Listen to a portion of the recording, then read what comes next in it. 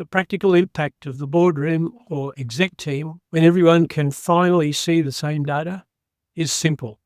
Unity of decision-making is the ultimate impact, but getting there is quite difficult. What I wish more leaders understood was that it's valid to have a difference of opinion. We all know that almost all differences of opinion can be eradicated, or at least understood, when true discussion occurs based on data-driven evidence. If you don't take the time to discuss, if you're not interested in finding consensus, you're contributing to the problem.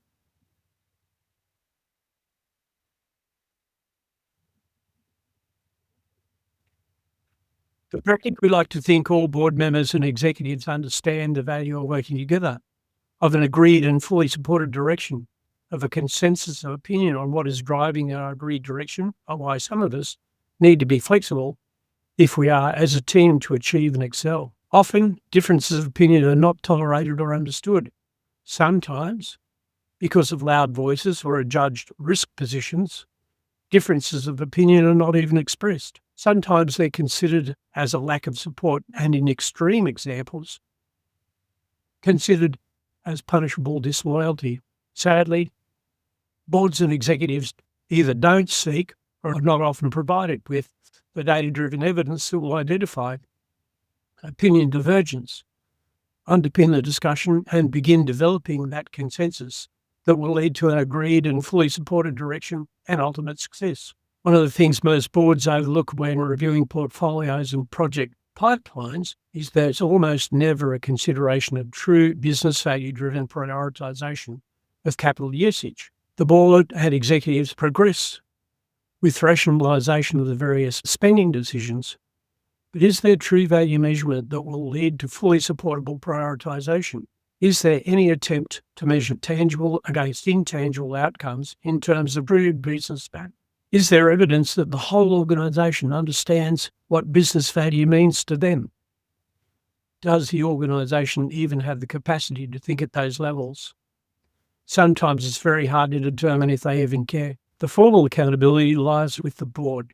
That is, they carry the A accountable in a RACI diagram, but they're advised by the executive. It's the board that must ensure themselves of the value of the rationale being presented, so they still carry the A, but the executive should be responsible and carry the R, responsibility, in the RACI diagram. But the executive is advised by subject matter expert. When it comes to transformation, it's the head of transformation. When it comes to assets, it's the head of assets. When it comes to procurements, it's likely to be the CFO that actually do the R work. But these are all competing positions for the allocation of capital, and all are easily influenced by the CFO.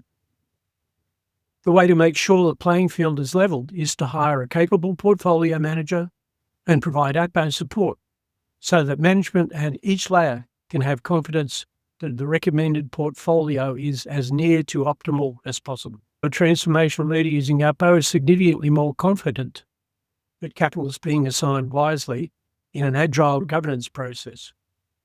They know that expenditure is appropriately prioritised at every step or progress decision point in the process. They know exactly what the basis for prioritisation is because they know what business value means to the organisation. They know that everyone else understands what business value means and that each initiative is on a level playing field competing for capital allocations. They know prioritising via APO means that everything is strategically aligned and contributes to the agreed direction. They know that APO is a member of the virtual team, so they can have confidence in the strength of the team and the quality of the results.